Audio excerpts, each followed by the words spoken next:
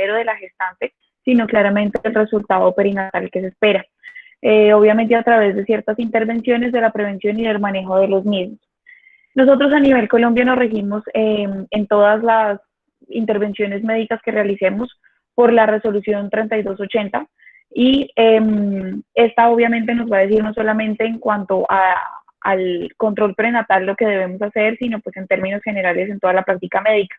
En cuanto al control prenatal, nos habla que son un conjunto de atenciones que contribuyen a mejorar la salud materna, obviamente a promover el desarrollo adecuado del feto y a identificar e intervenir tempranamente pues estos riesgos relacionados, decía, con la gestación o previamente presentados por la gestante.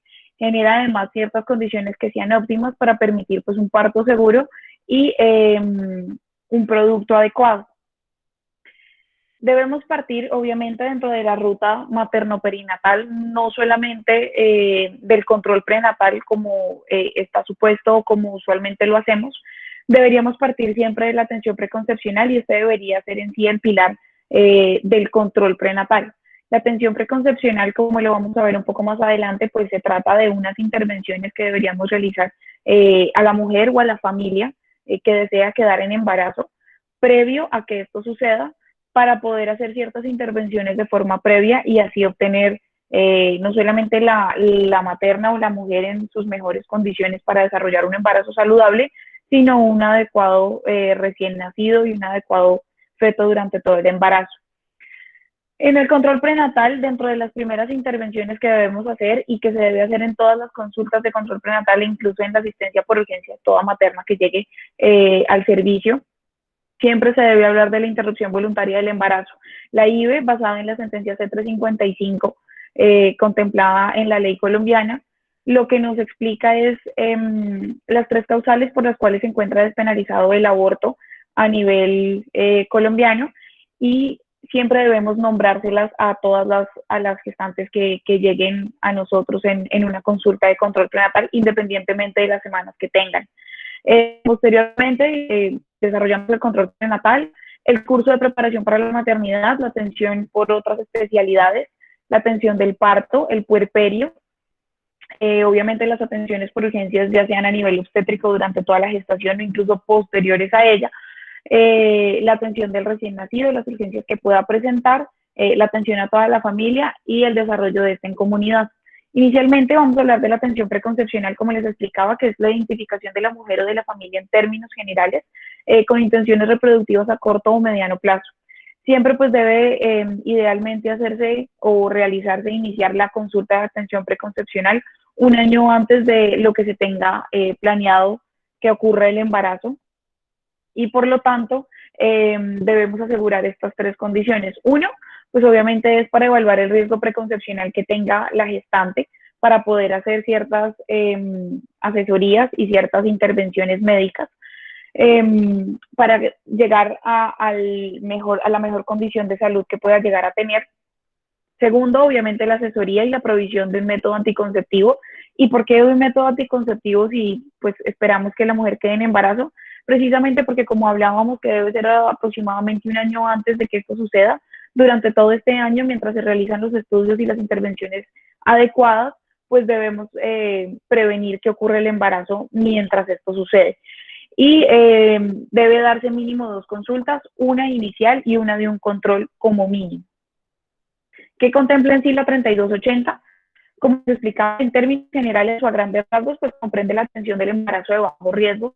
Entonces, es decir, que independientemente del riesgo en el que clasifiquemos a la materna, siempre debe ser como las mínimas intervenciones que debemos hacer. Es decir, si encontramos después una materna de alto riesgo, estas son las mismas intervenciones más otras que tendrán que darse a cabo. La clasificación de alto riesgo lo van a indicar los paraclínicos, la clínica de la materna y, por supuesto, pues el criterio médico. ¿Cuánto debería durar cada consulta? Pues esto deberá regirse según la consulta en la que nos encontremos. La primera cita, que será la cita de inscripción realmente, que más allá de una cita médica, es una cita en donde captamos a la paciente, debe ser de 30 minutos. La consulta inicial de control prenatal también 30 minutos. Las consultas consiguientes deberán ser de 20 minutos.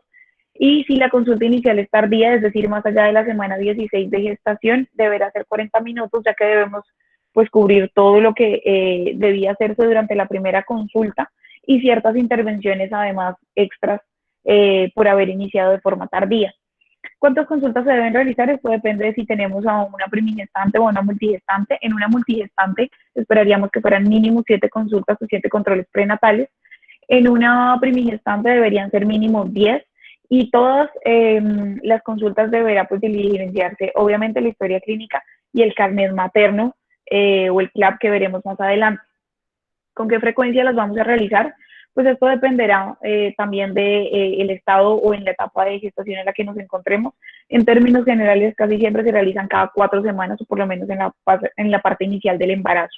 Entonces debemos iniciar siempre antes de la semana 10 de embarazo, por lo menos con la cita de inscripción, que es en donde, como les explicaba, vamos a captar a la paciente, a tomar sobre todo, digamos que sus datos para poder empezar su seguimiento. La cita de la semana 14, la 18, la 22 a la 24. La semana 28 debe ser la primera valoración por ginecología y obstetricia.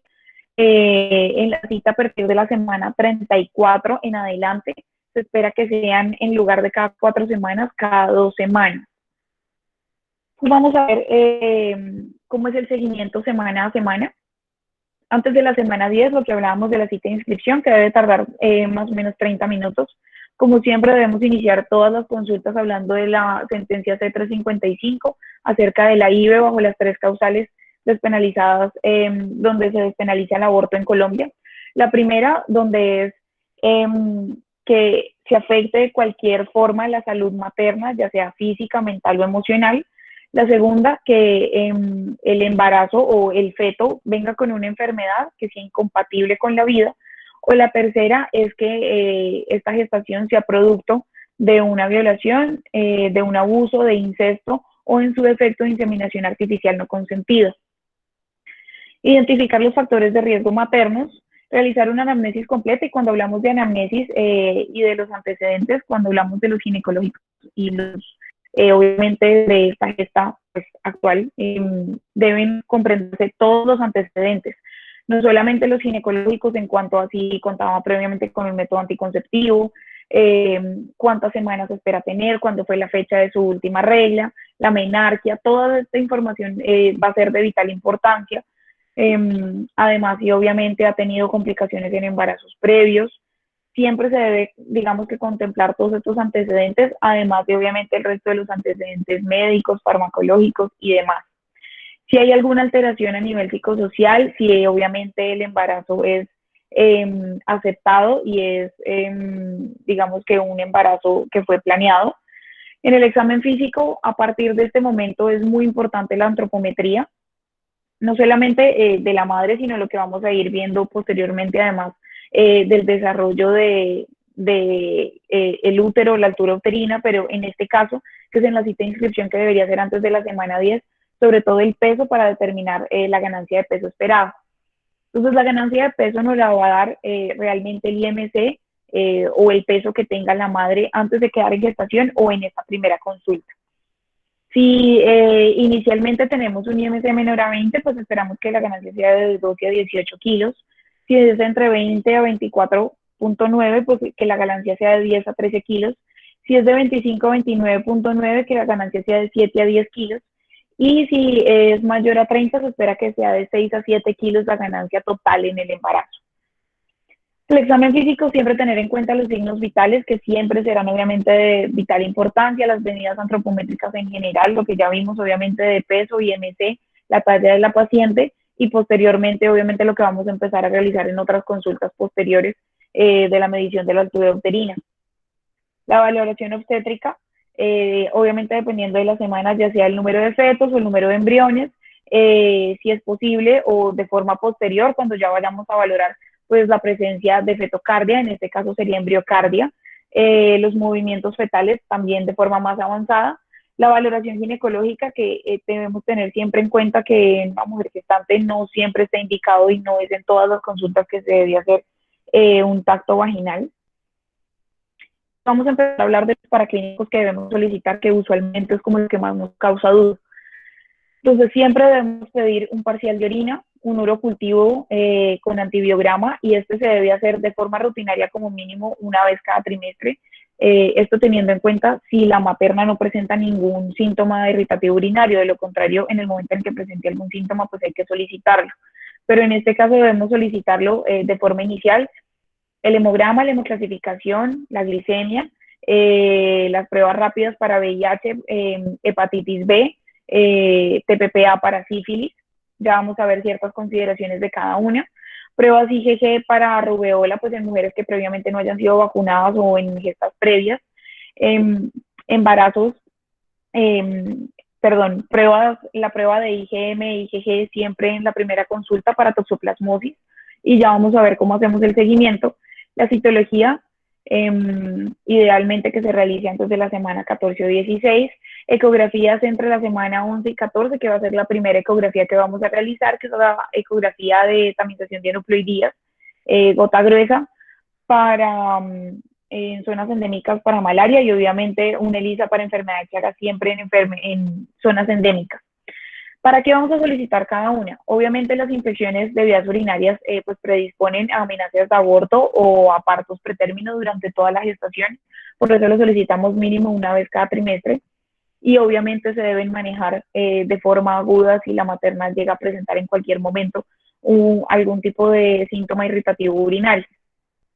El hemograma y la hemoclasificación son indispensables porque el hemograma pues, nos va a dar, digamos, una indicación o un parámetro general de cómo se encuentra de salud la gestante, pero además la hemoclasificación es de vital importancia, ya que si la madre pues, tiene un RH negativo o contamos en algún caso con alguna incompatibilidad en cuanto a RH o ABO, pues obviamente debemos tener en cuenta que se debe aplicar la inmunoglobulina anti-D.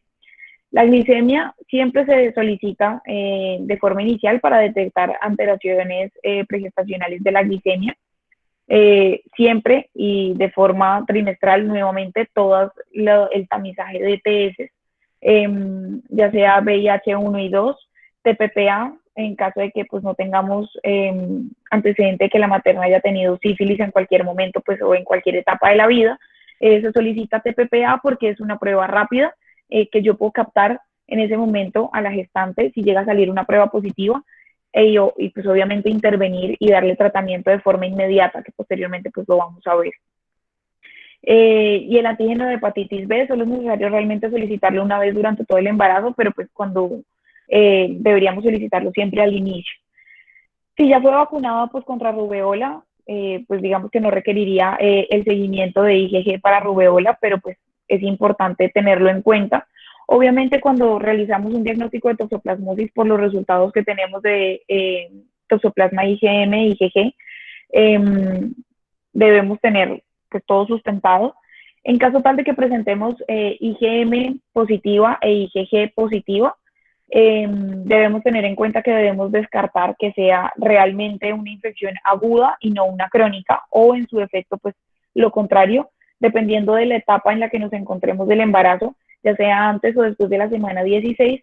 Antes de la semana 16, idealmente solicitamos un test de avidez y posteriormente hacemos, después de la semana 16, deberíamos valorarlo con IgA.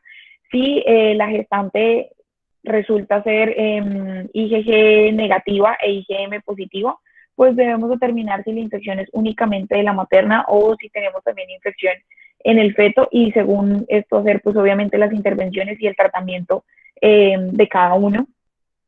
Si tenemos IgM negativa e IgG positiva, consideramos que es una infección crónica o previa a la gestación y no hacemos, digamos que ningún tipo de seguimiento, no es necesario seguirlas con IgM. De lo contrario, en que fuese IgM e IgG negativas, se sigue de forma mensual con IgM para toxoplasmosis en todos los controles prenatales. La citología, pues porque la carga hormonal obviamente va a determinar que cualquier siembra tumoral que pueda tener la gestante, pues potencie su crecimiento, entonces pues debemos hacer un seguimiento y asegurarnos de que iniciando el embarazo no tengamos ningún tipo de siembra tumoral a nivel de cuello uterino. Como les explicaba, la ecografía de semana 11 a 14, pues es la ecografía de tamizaje de aneuploidías. Esta ecografía básicamente se basa en la translucencia o en la sonoluscencia nucal y nos ayuda a determinar alteraciones cromosómicas tempranas en el feto, principalmente trisomías 13, 18 y 21, que son como las que más prevalecen y las que más podríamos ayudar a determinar en estas semanas. Por eso es de vital importancia realizarlo en los tiempos adecuados. En cuanto a la TSH, realmente no se contempla la 3280, sin embargo, con la población que tenemos nosotros, digamos, que tiene una deficiencia de yodo bastante importante, el riesgo de hipotiroidismo gestacional es muy alto. Entonces, ¿qué debemos hacer? Siempre tamizarlas con TSH para verificar si la materna requiere de iniciar, pues, obviamente, tratamiento farmacológico. Y la ELISA, como ya habíamos hablado, para enfermedad de Chagas y gota gruesa para malaria en zonas endémicas. El control de la semana 14 debemos obviamente revisar los paraclínicos solicitados, hacer el seguimiento de IMC, iniciar obviamente con el seguimiento de los signos vitales, principalmente de tensión arterial, de acuerdo a los niveles que hayamos obtenido del hemograma solicitado, sobre todo pues obviamente de la hemoglobina, determinaremos si es necesario hacer la suplementación de hierro. El sulfato ferroso se inicia siempre que una materna tenga menos de 14 en la hemoglobina pues, que nos llegue inicialmente. Lo que les hablaba ahorita, el toxo IgM, revisar obviamente el uroanálisis y definir si necesita manejo antibiótico. Recordemos que en las gestantes son unos de los condicionales en los cuales nosotros tratamos la bacteriuria asintomática y el inicio de los micronutrientes que vamos a ver más adelante. Se solicita en la semana 18, obviamente, la ecografía para la semana 18 a 24, que debe tomarse idealmente después de la semana 20. Esta es la de detalle anatómico. Uno, nos ayuda realmente a determinar en dónde se encuentra la placenta y en caso tal de que la placenta se encuentre sobre el orificio cervical interno, pues se debe solicitar una ecografía de control la semana 28, siempre para, digamos que verificar si esta sigue sobre el orificio cervical interno o se ha movido y si esto puede obviamente representar pues una condición para desarrollar un embarazo de alto riesgo. Esta ecografía también nos ayuda para determinar ciertas enfermedades a nivel, digamos que del feto, también a nivel cromosómico. Nos ayuda principalmente además a determinar la presencia y cómo se encuentran la disposición de todos los órganos fetales y también nos ayudará obviamente a determinar si necesitamos realizar otras intervenciones. Nuevamente, toxo IgM, los micronutrientes. A partir de la semana 20 y ya pues obviamente en el control, que en este caso sería 22 a 24, podemos iniciar con la medición de la altura uterina. Recordemos que la medición de la altura uterina para nosotros va a significar, y obviamente el seguimiento de esta de forma rutinaria en todas las consultas prenatales, para nosotros va a significar obviamente saber o de algún modo cómo poder inferir si el feto viene creciendo adecuadamente, ya sea o porque descartemos una restricción de crecimiento intrauterino, un feto pequeño o en su defecto un feto macrosómico. Nuevamente el IMC, signos vitales completos. Siempre durante todas las valoraciones debemos asegurarnos pues obviamente de el nivel psicosocial que presente la paciente. Entonces hacer el tamizaje de violencia intrafamiliar, hacer el tamizaje siempre desde aproximadamente la semana 22 a 24 de depresión posparto, ya que la depresión posparto, como lo vamos a ver más adelante en sí, no debería llamarse depresión posparto, sino periparto, porque en realidad puede presentarse incluso antes de que se dé el parto, el trabajo de parto. La información, obviamente, empezamos con la educación prenatal, los talleres de lactancia materna. Debemos recordarle a la paciente que debe asistir a la vacunación. Más adelante vamos a hablar de las vacunas que pues, obviamente va a necesitar la materna en cada uno de los casos y explicarle los signos de alarma. Los signos de alarma corresponderán en cada trimestre a unos signos de alarma específicos que pues obviamente deberíamos pues tenerlos en cuenta para que la paciente los tenga muy presentes y sepa cuándo consultar. Solicitar siempre los paraclínicos de control, continuar con el uso de micronutrientes Para la semana 24 debemos pedir un control del hemograma, ya que debemos saber si, como veníamos, obviamente con la suplencia de sulfato ferroso de la forma adecuada o si es necesario hacer alguna otra intervención. Siempre el toxoplasma IgM y a partir de la semana 24, ya que entre la semana 24 y 28 idealmente debe tomarse el test de tolerancia a la glucosa. Existen diferentes tests, pero a nivel Colombia nosotros tenemos, digamos que implementado el test 3 tomas con una carga de 75 gramos de glucosa. Inicialmente se toma una basal, una a la hora y una a las 2 horas. Si en cualquier caso llegamos a encontrar un valor alterado, mayor a 92 en la basal, mayor a 180 en la primera hora o mayor a 153 en la segunda hora, pues inmediatamente esto nos hace diagnóstico de diabetes gestacional y pues obviamente la gestante pasa a tener un embarazo de alto riesgo y por lo tanto pues debemos hacer las intervenciones adecuadas para esto. La semana 28, como ya habíamos dicho, es la primera valoración que se debe realizar por ginecología y obstetricia. Se debe realizar las mismas intervenciones que ya veníamos hablando. En este caso, pues estamos ya en el segundo trimestre finalizando. Siempre debemos contar con TPPA y VIH de tamizaje por lo menos una vez cada trimestre. Siempre el tamizaje de depresión postparto, de violencia intrafamiliar, revalorar si la paciente, pues obviamente se está tomando los micronutrientes, la información y obviamente pues debe siempre asistir a las consultas que vamos a ver más adelante por otras especialidades y a los talleres y a las asesorías de lactancia materna y de parto seguro y humanizado. Entonces, en la semana 31, nuevamente lo mismo que ya veníamos viendo, pero a partir de la semana 31 empieza a tomar el perfil biofísico, digamos que algo de importancia en cuanto al seguimiento, no se hace de forma rutinaria, pero sí es una prueba de bienestar fetal que debemos empezar a tener en cuenta en esta semana, ya que según el desarrollo del bebé para esta semana, pues puede ser bastante importante. Las recomendaciones que ya vamos a ver, que son los signos de alarma que vamos a ver por trimestre, digamos que de forma más especificada más adelante, y la altura uterina, como siempre, registrándola pues en la gráfica del comportamiento de esta medición para saber que el crecimiento pues del feto viene de forma adecuada.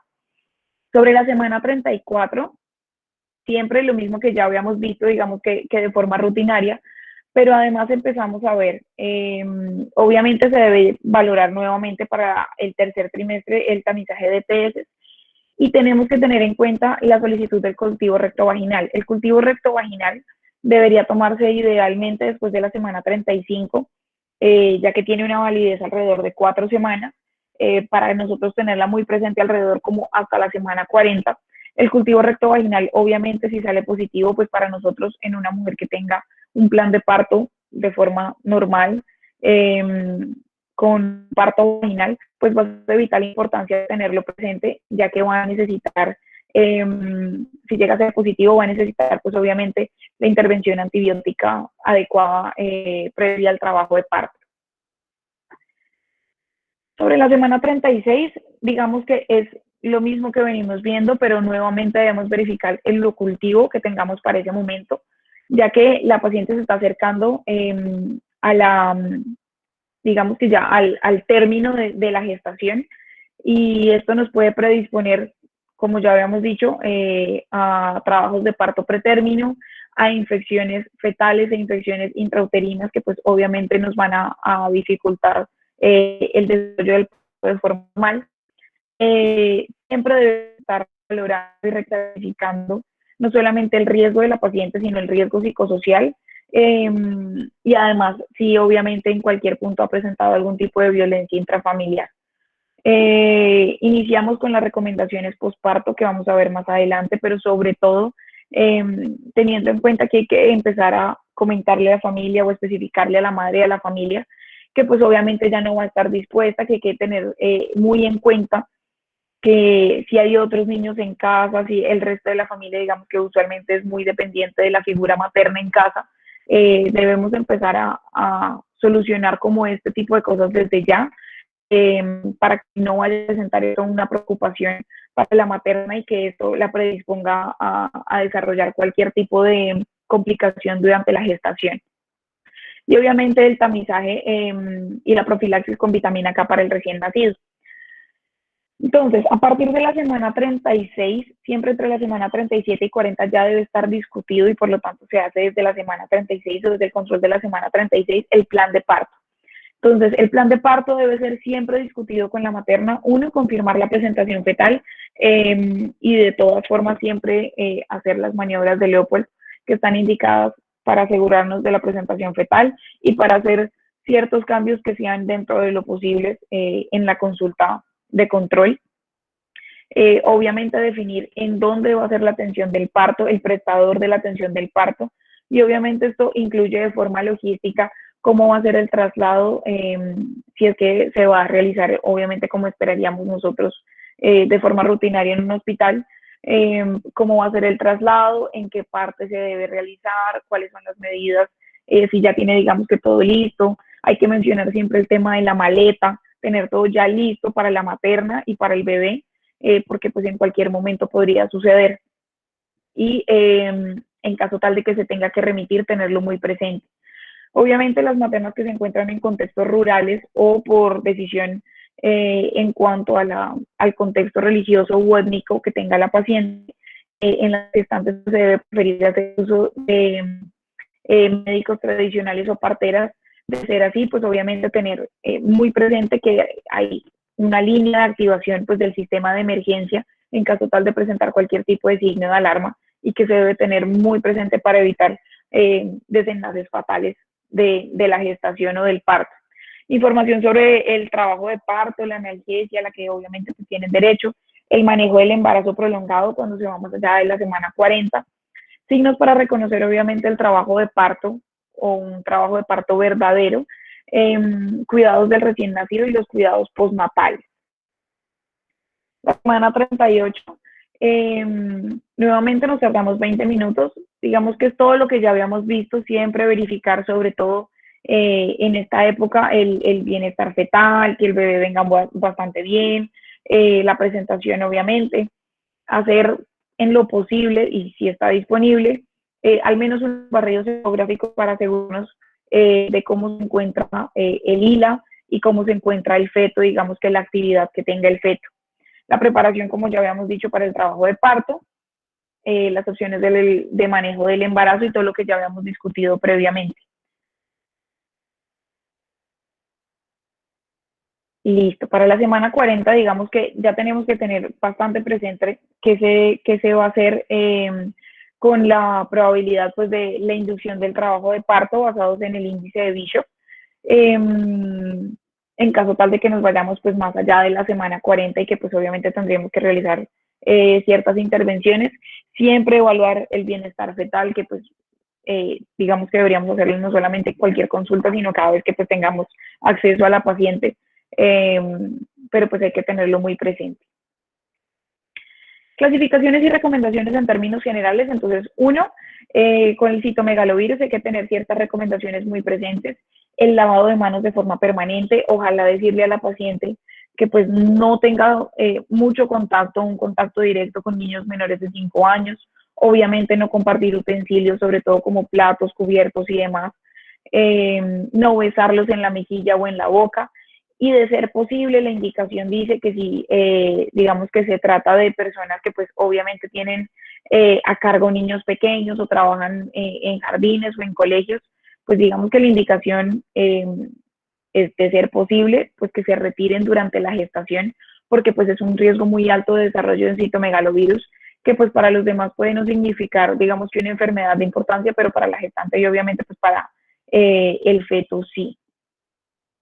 El CLAP o el carnet de control prenatal realmente pues tiene dos caras. Por el otro lado ya sabemos que pues se encuentra el partograma, que pues en el caso del control prenatal pues realmente no es relevante, pero el CLAP nos habla inicialmente pues obviamente de los datos generales de la paciente.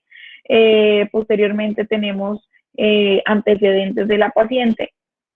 Tenemos obviamente antecedentes gestacionales o antecedentes pues ginecobstétricos de la paciente. Todo lo que vayamos desarrollando en cada una de las consultas, ya sea los paraclínicos que encontremos, las clasificaciones que vayamos determinando y siempre debemos diligenciarlo en todas y cada una de las consultas. Como dijimos, en una multigestante deben ser al menos 7 consultas y en una primigestante al menos 10, probablemente un solo carnet no vaya a ser suficiente, pero siempre debe tenerlo diligenciado la materna y siempre recordarle que lo debe llevar a todos y cada uno de sus controles prenatales y obviamente en el momento en el que vaya a tener su bebé, pues debe presentarlo porque es una ayuda para nosotros realmente guiarnos de pues, qué tenemos presente y qué debemos hacer. ¿Listo? El tamizaje de lo que hablábamos, la violencia a nivel intrafamiliar, son 4 preguntas que se deben hacer con muchísimo tacto para que obviamente la mujer tenga la tranquilidad o la disposición de respondernos con toda la honestidad del caso, pero siempre hay que hacerlo porque pues esto obviamente nos va a determinar probablemente el resultado o el producto de la gestación.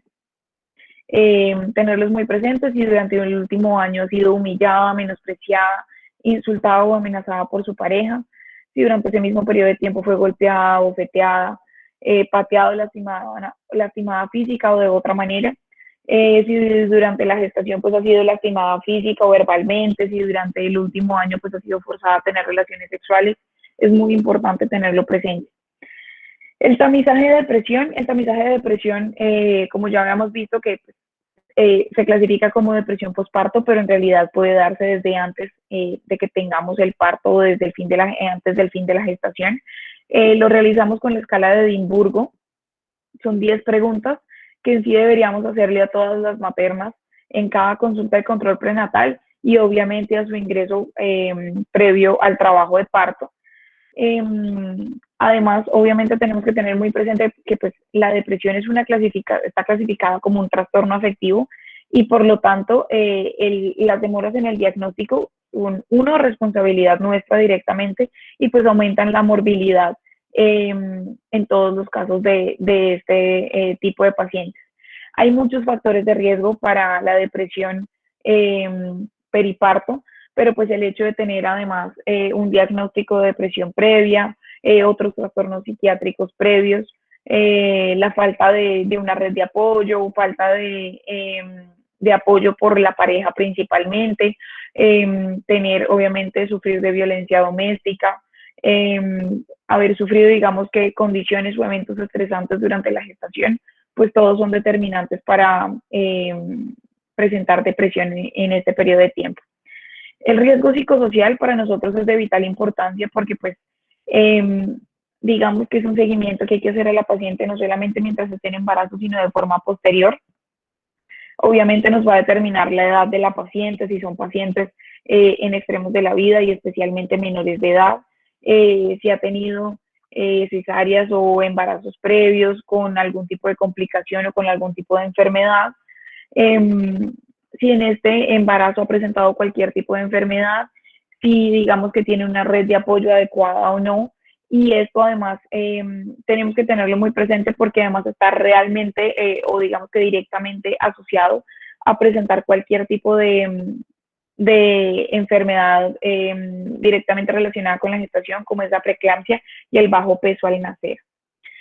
En cuanto a la preeclampsia, tenemos que tener muy presentes los factores de riesgo porque no se trata solamente de evaluar cuando llegue la semana 20 de estar evaluando la tensión de la gestante, sino obviamente tener muy presentes los factores de riesgo desde antes de para poder hacer las intervenciones adecuadas de forma previa y realmente lograr prevenirlo. Los criterios de riesgo además obviamente pues nos van a dar ciertos patrones para la intervención en ellos. Tenemos criterios de alto riesgo y de moderado riesgo. Obviamente los de alto riesgo pues, van a ser incluso más determinantes, pero cualquiera de los dos pues, puede para nosotros representar pues, mucha importancia. Los antecedentes de trastornos hipertensivos previos al embarazo, enfermedad renal crónica, enfermedades autoinmunes, haber presentado obviamente diabetes tipo 1 o tipo 2 previa a la gestación, tener hipertensión crónica son de alto riesgo, de moderado pues que si el primer embarazo, los extremos de la vida no solamente mayores a 40 años, en realidad se estima que son mayores a 35 años o menores de 16 años, un intervalo intergenésico prolongado mayor a 10 años, que el IMC sea mayor a 35, antecedentes familiares de preeclampsia o que el embarazo sea múltiple. El índice de Bishop lo debemos tener muy presente, sobre todo como veíamos inicialmente en la semana 40, pero siempre que una materna nos llegue con actividad uterina hay que tenerlo muy presente. El índice de Bishop básicamente es una puntuación que pues valora, digamos, que la calidad o la condición en la que se encuentra pues el cuello uterino en ese momento y si es apto o no para realizar un trabajo de parto y pues predice si va a requerir o no inducción o si la inducción puede llegar a ser fallida. Cuando la puntuación de Bishop es muy baja, esperamos que incluso la inducción probablemente termine siendo fallida en un índice de Bishop menor a 4. En un índice de Bishop menor a 6 sugiere que pues, es poco probable que el trabajo de parto pueda empezar sin una inducción. Y en un índice de Bishop mayor a 9, se espera que el trabajo de parto comience de forma espontánea y pues no requiera que nosotros realicemos ninguna intervención. El tamizaje de coagulopatías debe hacerse siempre durante toda la gestación, pero especialmente cuando la materna ingresa por trabajo de parto. Obviamente esto nos va a determinar ciertas intervenciones durante el trabajo de parto, pero además sí debemos esperar que durante el trabajo de parto la paciente haga algún tipo de sangrado o nos presente, digamos que alguna complicación a este nivel. Con una sola de estas que tenga, que su respuesta sea positiva de estas preguntas, pues ya nos clasifica a la gestante en como un factor de riesgo y debemos tenerlo muy presentes. Obviamente, uno, aparte de un antecedente familiar de coagulopatías, si presenta epistaxis al menos una vez al mes, equimosis una vez al mes, si ha tenido hemorragias posparto previas, si presenta sangrado genital abundante desde la menarquia, si el sangrado en encías es frecuente, si presenta sangrado relacionado con procedimientos quirúrgicos o procedimientos dentales previos, siempre hay que preguntarlo. El plan de cuidado, entonces, por ejemplo, hablábamos de los micronutrientes que hablamos durante todo digamos que el control prenatal. El ácido fólico que se debe llevar hasta la semana 12, idealmente, y esto es una de las intervenciones que se debe hacer desde la atención preconcepcional, debe hacerse idealmente 12 semanas antes del inicio de la gestación como mínimo, pero al menos hasta la semana 12 de gestación. Lo ideal y lo mínimo serían 400 microgramos día, que una dieta balanceada podría llegar a tenerlos, pero pues eso no nos lo asegura, digamos que nadie, y por eso debemos hacer la suplementación. Y en antecedentes o alto riesgo de defectos del tubo neural, pues la dosis es de 4 miligramos día. El calcio, que debemos hacerlo a partir de la semana 14 para disminuir el riesgo de preeclampsia. Esta intervención es muy debatida, pero nosotros lo seguimos haciendo porque, pues, digamos que está contemplada dentro de la 3280 y consideramos que no le hacemos ningún mal a la materna y por el contrario, sí podemos ayudar a disminuir el riesgo de preeclampsia. La dosis es 1200 miligramos día. El sulfato ferroso, obviamente, pues se da de forma rutinaria a mujeres gestantes que tengan una hemoglobina menor a 14 en cualquier momento de la gestación, pero por eso digamos que debe ser el hemograma de forma rutinaria al menos una vez al trimestre. La vacunación, como hablábamos, son mínimo 2 vacunas. Uno, la influencia gestacional, que debe ser a partir de la semana 14, la que esté obviamente pues disponible en ese momento, y DPTA, obviamente la DPTA porque debe ser acelular, ya que obviamente pues, tenemos una materna y la materna pues debería recibir la versión acelular para que no nos vaya a presentar, digamos que ningún tipo de reacción adversa. A partir de la semana 16, hay una tercera vacuna que es contra la fiebre amarilla, obviamente si se encuentra en zona endémica. La medicación, a partir de la semana 12, con los criterios que ya vimos de los factores de riesgo para la preeclampsia. Si llega a presentar cualquiera de ellos con un criterio de alto riesgo o dos criterios moderados, la paciente debe empezar a recibir ASA. La indicación es de 75 a 100 miligramos día, desde que se haga el diagnóstico, desde que se encuentre el factor de riesgo hasta el final del embarazo. En caso tal de que encontremos en cualquier momento TPPA positiva, es decir, que tengamos una paciente con sífilis gestacional en este momento, en ellas no está indicado hacer la prueba de alergia a la penicilina. Se indica penicilina benzatínica 2.400.000 en 3 dosis y recordemos que siempre debe tener uno el carnet para asegurarnos que sí recibió las dosis. 2, que el seguimiento se hace con BDRL para saber en cuántos DIL va evolucionando la paciente. Y 3, que siempre se debe tratar a la pareja. Siempre, en cualquier caso, se debe tratar a la pareja y ambos deberían tener su carnet que asegure que recibieron las dosis de penicilina y lo debe presentar especialmente al momento del trabajo de parto, pero pues siempre debería llevarlo a las consultas. Si tenemos antecedente de alergia a la penicilina en estos gestantes, la indicación en realidad no es hacer cambio de medicamentos, sino realizar una desensibilización con penicilina potásica y continuar el manejo según el esquema. ¿Listo? La desparasitación antihelmíntica se hace con albendazol, 400 miligramos en dosis única. Esto lo hacemos en el segundo y en el tercer trimestre idealmente, a pesar de que pues la 3280 nos dice que lo hacemos en uno de los trimestres. Nosotros recomendamos obviamente hacerlo en segundo y tercer trimestre. Las otras valoraciones, como dijimos desde el comienzo, se deben tener las valoraciones siempre al final de la gestación. Ya debe contar con valoración por odontología, idealmente hacerlo entre primer y segundo trimestre. La valoración por odontología, por psicología, la valoración por nutrición, y se deben tener las 7 citas o las 7 sesiones de la preparación del curso de preparación a la maternidad y la paternidad. Debe ser una sesión antes de las 14 semanas y 3 sesiones en el segundo trimestre, 3 sesiones en el tercer trimestre. La recomendación de la actividad física en el embarazo, que usualmente es una duda que tiene la mayoría de médicos y obviamente la mayoría de las gestantes, es si estando en embarazo puedo hacer actividad física. Sí, está recomendado. De hecho, la ACOG nos dice que el beneficio es muy alto, ya que pues, el embarazo genera cambios morfofuncionales que son pues, esperados, pero está demostrada la disminución obviamente del riesgo de patologías asociadas al embarazo y un riesgo, una disminución clarísima de el dolor durante el trabajo de parto en mujeres que tuvieron una actividad física constante durante toda la gestación.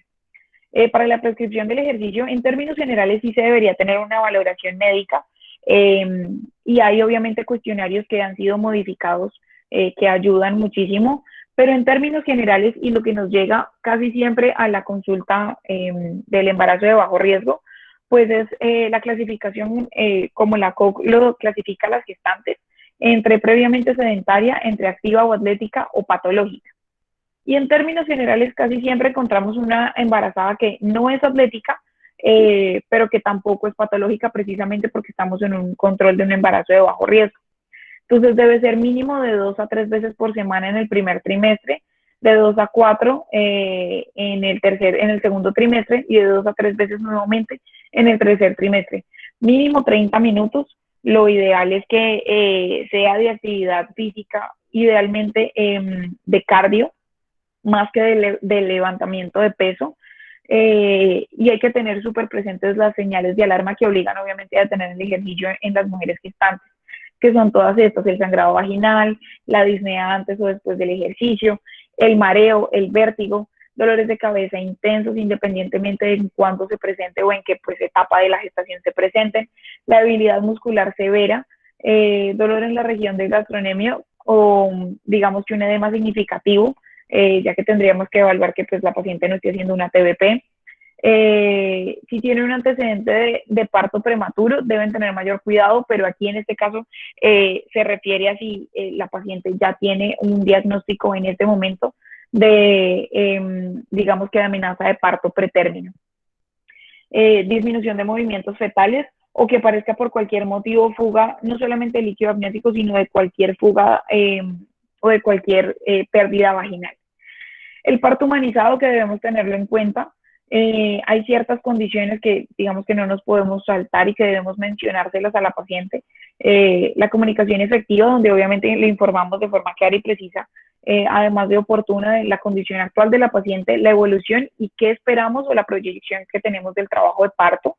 La madre puede estar obviamente acompañada y tiene derecho. En este caso estamos pues en un contexto de pandemia y esto debe ser pues digamos que valorado a consideración de en donde se encuentre realizando el trabajo de parto, pero en términos generales el parto humanizado contempla que pues la paciente debe estar acompañada y tiene derecho a elegir su acompañante. Debe encontrarse pues en libertad de movimiento, obviamente con ciertas precauciones y dependiendo de en qué fase del trabajo de parto se encuentre. La madre lidera el nacimiento y esto quiere decir que ella es quien lidera la posición en que más cómoda se encuentre para realizar el trabajo de parto y posteriormente el contacto piel a piel.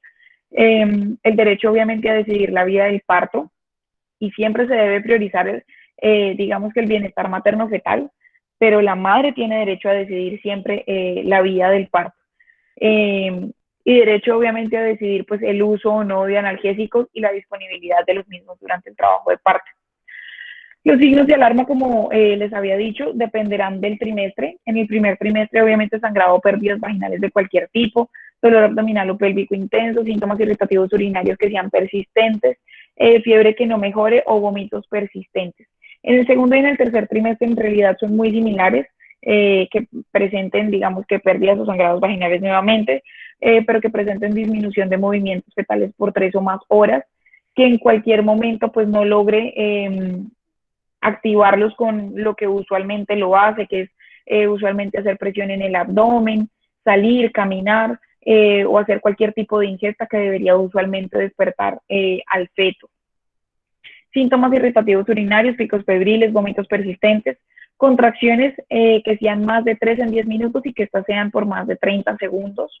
Y los síntomas de vasoespasmo que los debemos tener muy presentes para dárselos como recomendación a las maternas, que sea una cefalea en casco asociada a fosfenos o a tinnitus o epigastralgia persistente. Eso sería todo. Espero pues que haya quedado lo más claro posible, que hayamos resuelto pues varias dudas y pues nada, a la doctora María Fernanda pues muchísimas gracias por haber sido la tutora de esta charla y pues ella está también disponible pues para todas las dudas que tengan en este momento.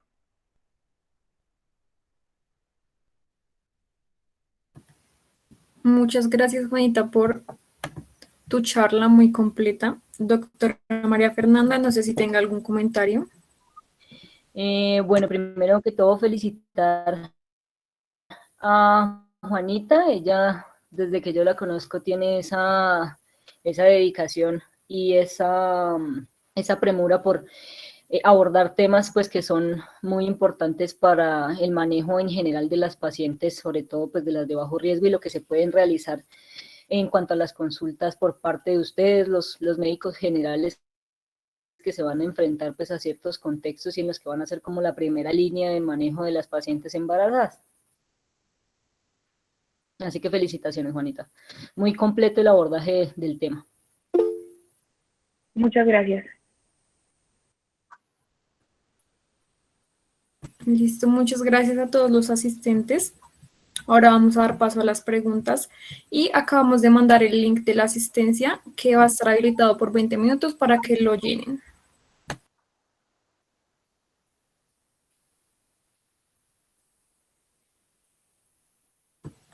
Entonces, bueno, la primera pregunta es, dentro de las causales de aborto definidas en la sentencia, ¿se tiene legalmente contemplado el impacto psicológico del embarazo no deseado para alegar amenaza a la salud de la mujer? Bueno, pues efectivamente, la causal de salud en la mujer abarca lo que es el impacto psicológico, económico, cultural, social, religioso, causales que amenazan en general la salud de la mujer.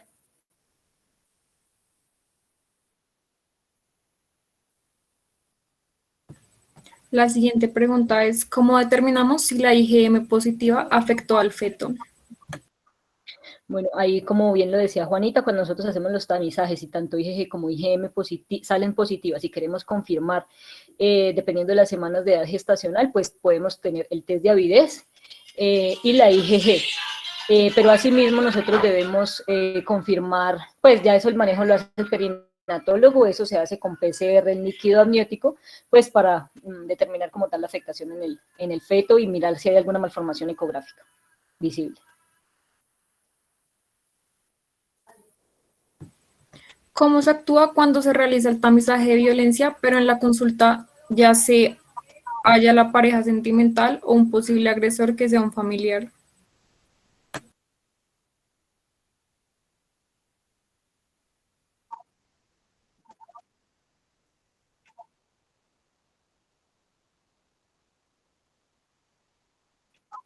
Bueno, realmente una de las preguntas y así poder derivar a la paciente a que sea pues valorada por trabajo social, por psicología, el bienestar familiar, la defensoría del pueblo. Eso depende más o menos del protocolo que ya tengan instaurado para cada institución.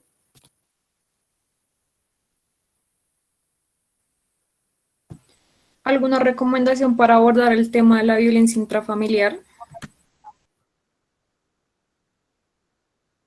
Pues como lo decía Juanita, la idea es, si nosotros bien tenemos establecidos esas preguntas específicas para tamizar este tema de violencia intrafamiliar, la mayoría de las veces es un poco complejo porque en algunos lugares se permite que vayan con el acompañante, incluso el acompañante mismo puede ser el agresor.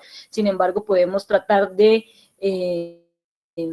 hacer las preguntas de si usted ha sido abofeteada, si usted ha sido víctima pues de algún abuso sexual, sino tratar de hacer las preguntas como en que ellas nos puedan dar evidencia de, o a tratar, digamos, de pronto sacar al familiar, o digamos como reconocer algún tipo de gesticulación que haga la gestante con respecto a que de pronto sí se puede dar y tratarla en otro contexto o en otro lugar, o de forma un poco más anónima, pues para que ella pueda descargar, si pueda realmente evidenciar si está siendo o no violentada en casa.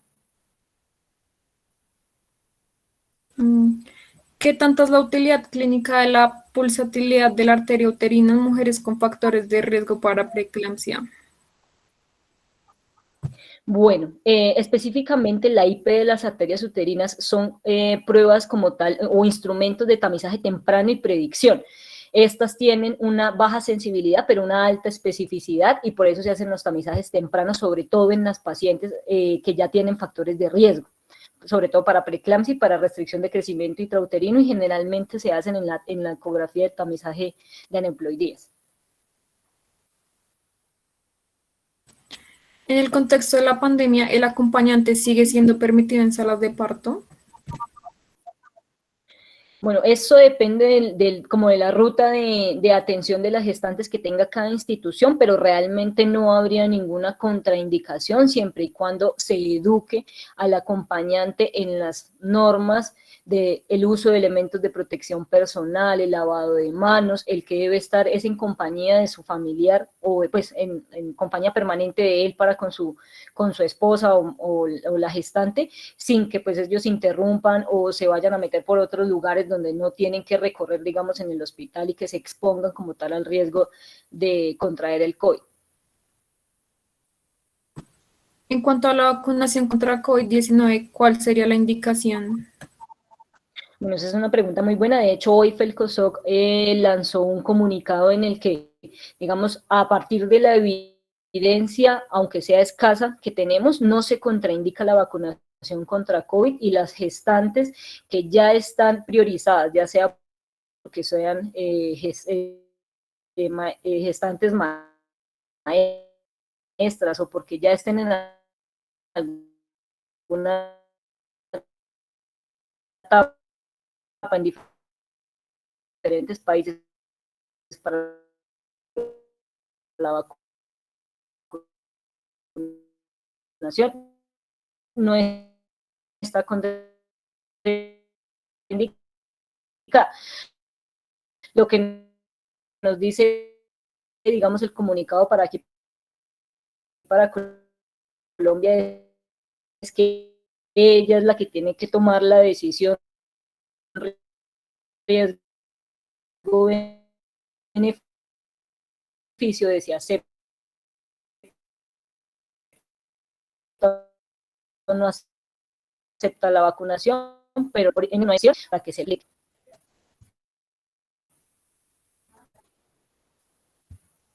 La siguiente pregunta es, ¿las ecografías de tamizaje genético y de detalle deben ser realizadas por perinatología?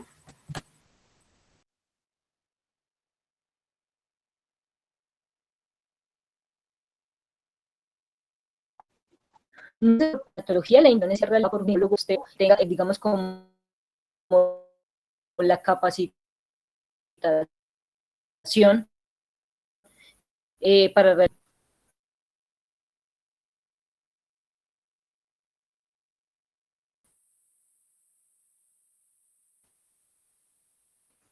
La siguiente pregunta es, ¿todas las pacientes requieren valoración por psicología?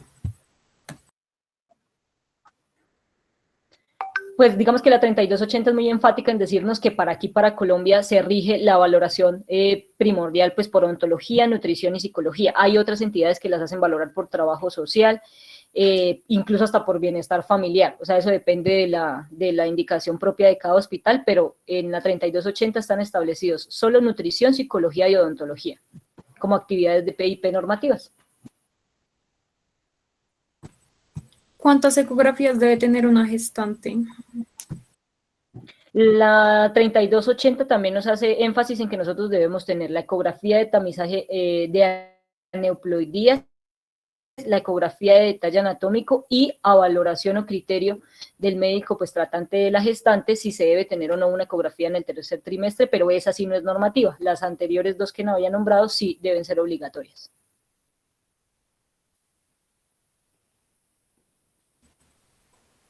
Parece que esas son todas las preguntas que tenemos.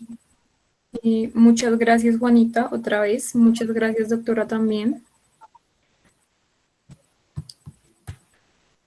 Gracias a ustedes por la invitación y la participación. A ustedes muchas gracias. Les recordamos que ya enviamos el link de asistencia, que en pocos minutos se va a cerrar para que no olviden llenarlo. Gracias a todos por su asistencia.